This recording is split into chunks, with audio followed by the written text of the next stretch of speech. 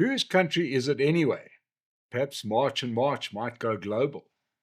Don't worry, according to the minister, our industrial policies are great, just don't look at the unemployment rate.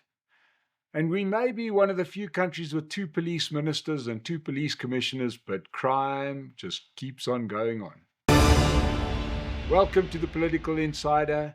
This episode is brought to us by our partners at Trade Nation. If you want to trade international stocks, shares, indices, currencies, commodities, Trade Nation is the place for you to consider.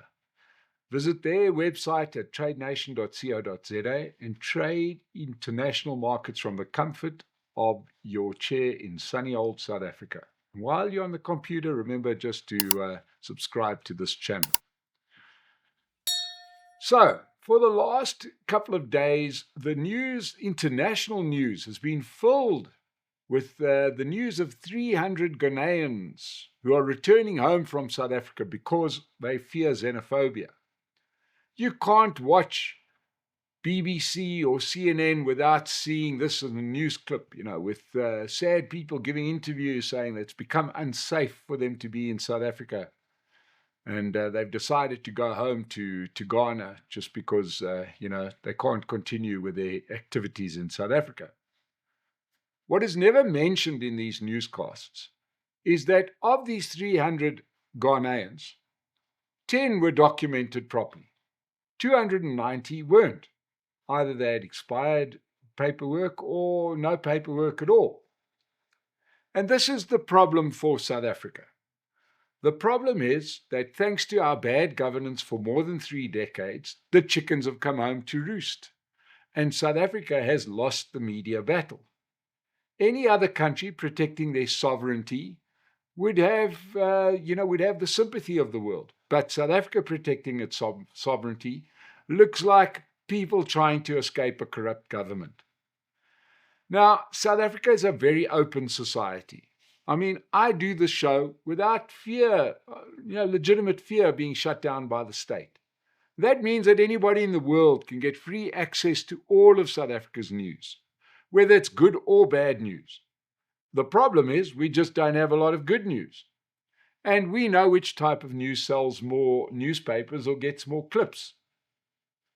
So South Africa has just become that well you can go to where you can get a never-ending stream of bad news. And it always sounds quite dramatic if you're getting these poor Ghanaians at the airport saying, I really don't want to leave, but I fear for my life.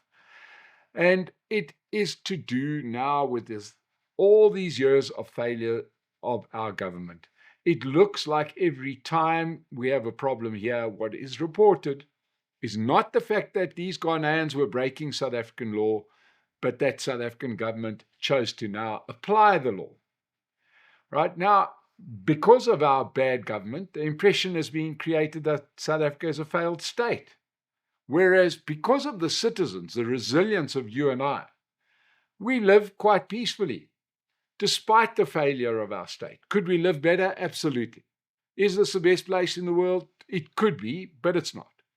Right? The world gets to see wall-to-wall coverage of South African news, including March and March protests and anti-illegal foreigners. And to the un-South African eye, it appears chaotic. But in essence, what is behind these protests? It is a cry for the government to do what the government is paid to do: apply the laws of the country. And there is nothing more democratic than people taking to the streets because the government is not doing what the government is mandated to do. So let's be clear. Despite the fact that in the international news, it's kind of reported like it feels, if you watch it, like South African state is breaking the law. No, it's not. It's not the citizens breaking the law. It's these illegal foreigners that break the law, right? And our system is broken. And it's a sad indictment, not on the citizens of South Africa, but on the people who are paid to do their jobs.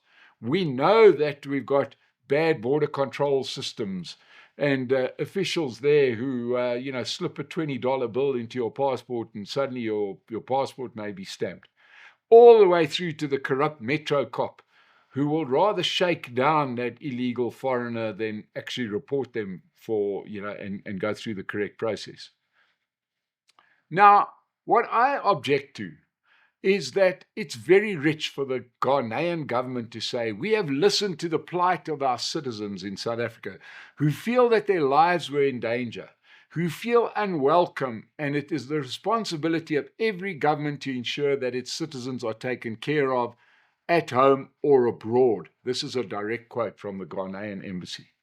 My question to that Ghanaian government, where have you been for the last 30 years? And are you protecting the interests of your citizens in your own country? Because if you are, perhaps those citizens wouldn't be here, right? It's common knowledge that there are any number of illegal foreigners in South Africa. And if you're a government, you should know about this, right? Just pick up a newspaper, just have a conversation with the South African. Of course, the mixed signals continue because the government couldn't wait, and through people like Justice Minister Mameloko Kubai and International Relations Minister Ronald Lamola, backed up by the court jester, ANC Secretary General Fikile Mbalula, quick to condemn South Africans for imploring the government to do their jobs, right? While never admitting to the government's failures. It's sort of spoken out, we've had a few problems. No, you have willfully not applied the law. You have willfully allowed neighboring states to fall into disrepute with your bad policies. And now South African citizens, especially the poorest South African citizens, have to pay the price of your failures. Stop trying to blame the citizens. You are paid to protect the sovereignty of the country. So protect the sovereignty of the country. Don't try and make out like it's South African citizens that are being unreasonable.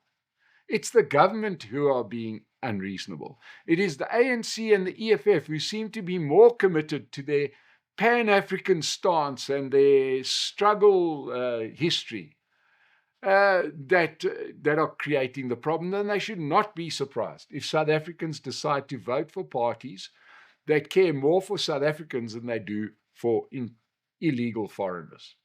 It's cut and dried. Apply the law, do your job, do what we pay you to do. Very simple. The Minister of Trade, Industry and Competition, a former failed mayor of Johannesburg, Parks Tau, has claimed in his post-budget engagement that the Department of Trade and Industry, the DTICC, is not anti-business. He was surrounded by government sycophants. Mzwandile Masina, the chair of the Portfolio Committee on Trade and Industry, Matthew Parks from COSATU, Christina Kunte, chair of the Legal Sector Charter Council, and Stavros Nicolaou from Aspen Pharmacare, and one of the main movers behind Operation Vulindlela. Right, this was his little, select chorus of cheerleaders, saying that there is nothing anti-business about the DTICC's policies. Perhaps he should explain that to the 32% of South Africans who are unemployed. Now, in this budget, the DTICC has allocated more than 130.6 billion rand of our tax money over the medium term to advance industrialization, economic transformation, and investment. Even though many of those tax rands are paid for, but many of the people who pay those taxes are precluded from applying for any of that funding. Because although you're South African enough to pay taxes, you may not be South African enough to be funded by your own tax money, unless you're prepared to give 30% of your business away. That is the policy of the DTICC. Unsurprisingly, trade unions love our trade policies. Why? Because they represent the few workers who have jobs. It's not the trade union's job to be worried about the unemployed, right? That's left to the unemployed to worry about themselves. Right now, definitely the 32% of South Africans unemployed will not love our trade policies as much as COSATU will love them.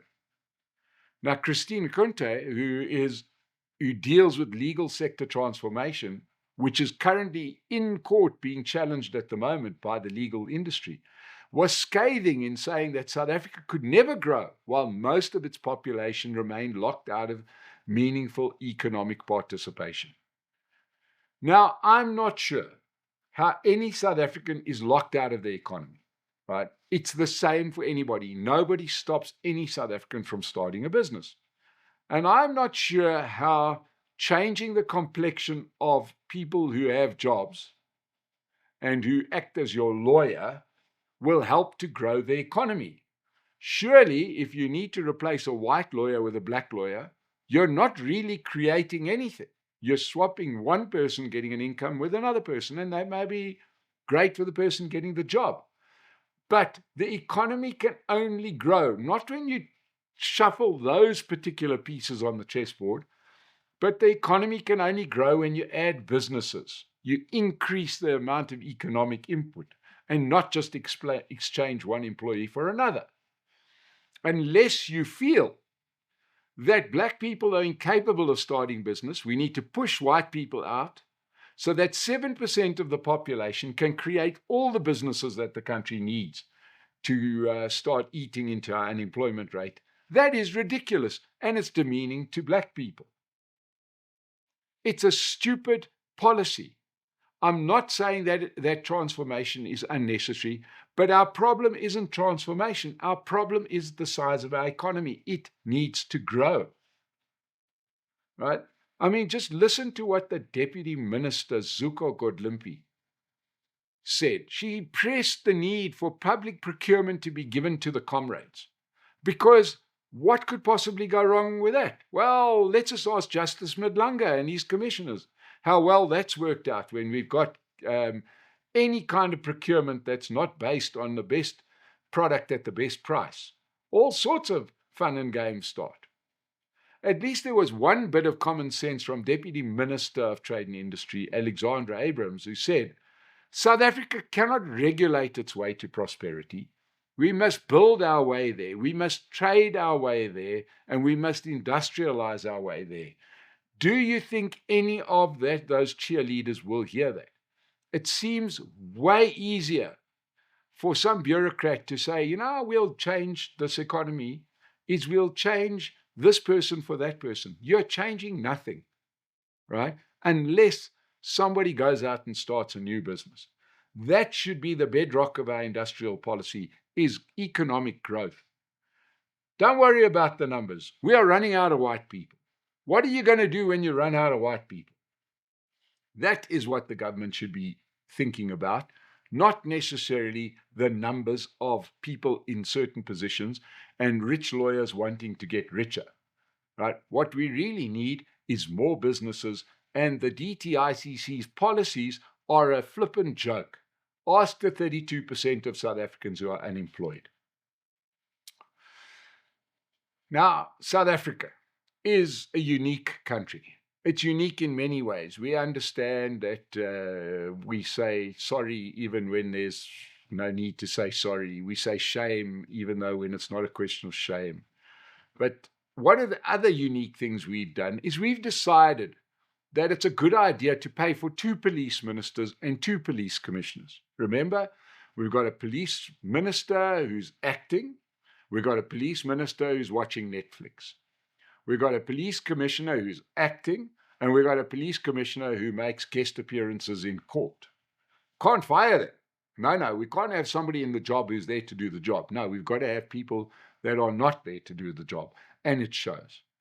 Now we've seen police dockets and a magistrate's court stamp being discovered at a Cape Town home in Grassy Park during a firearms search operation. We all know how bad the gang violence is in the Western Cape. So it can hardly come as a surprise that the police are compromised in the Western Cape and the Cape Town area. Perhaps we should send one of our police ministers or one of our police commissioners to the Western Cape to lend a hand, rather than them staying at home and watching Netflix. Or else use our taxpayer money better. In the light of the year-long police scandal that followed Nhlanhla Mkhwenazi's press conference in July of last year, and the Madlanga Commission, all of the scandal that has erupted around policing, you would expect one of our police ministers or one of our police commissioners to actually do something meaningful to fight crime. What have we seen? We've seen the arrest of a handful of corrupt generals and brigadiers. That's not really helping crime fighting because those people aren't really helping. Perhaps what we should do to help crime, to fight crime, is perhaps we should buy 4 calendars and send one each to our 2 police ministers and to our 2 police commissioners to remind them that we live in 2026. And perhaps the time has come to modernize our policing systems. I mean, can you imagine explaining this to anybody from a different country, that we still write down the police case in a folder, put it in a filing cabinet? What could go wrong? We live in a digital age. You can't go and find out about a crime on a system because there is no system, right? Therefore, you find dockets in Grassy Park. We found dockets in the shed at Fani and Kosi's house. Surely one of those police ministers, one of those police commissioners could say, I've been watching a lot of police things while I watch Netflix all day. Perhaps we should come into the 21st century, right? And modernize our police systems. That would help. We can't then lose dockets. It's surely one of those 4 brains that gets paid millions of rands every year of our taxpayer money would have thought about it. Or perhaps the person whose job it is, who hasn't been suspended yet, could think about it. Or one of those brigadiers who's not sleeping with a crime syndicate boss could think about it. But the time has come to modernize our policing. The story, the scandal shouldn't be about finding dockets in a home in Grassy Park. The scandal should be that we've got dockets at all and stamps. I don't know if you could go to a country anywhere else in the world and find a stamp, find a person that still makes dockets. Let's modernize. We are 30 years behind the rest of the world. We need to get a handle on crime because we need to win the PR battle. And then we wouldn't have the news services of the world talking about Ghanaian citizens being ill-treated in South Africa. Perhaps they will see these guys are criminals in our country and they deserve to be deported. That's the way it should be reported, but not while we've got this kind of behavior by our government.